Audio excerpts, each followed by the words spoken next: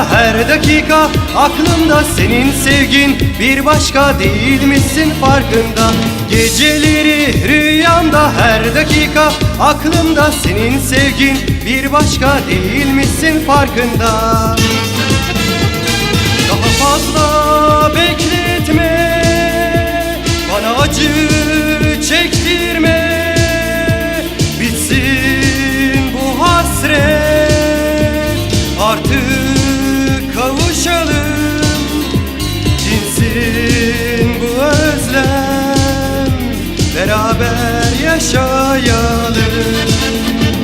Daha fazla bekletme, bana acı çektirme, bitsin bu hasret, artık kavuşalım, dinsin bu özlem, beraber yaşayalım.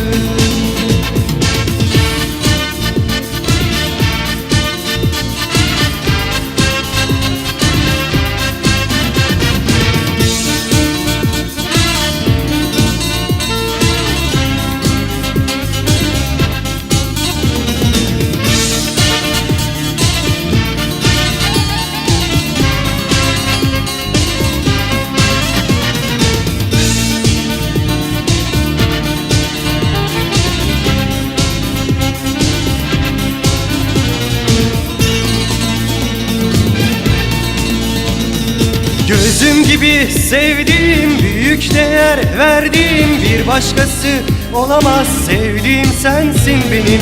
Gözüm gibi sevdiğim, büyük değer verdiğim bir başkası olamaz. Sevdiğim sensin benim. Daha fazla bekletme, bana acı çektirme, bitsin bu hasret, artık kavuşalım, dinsin bu özlem, beraber yaşayalım.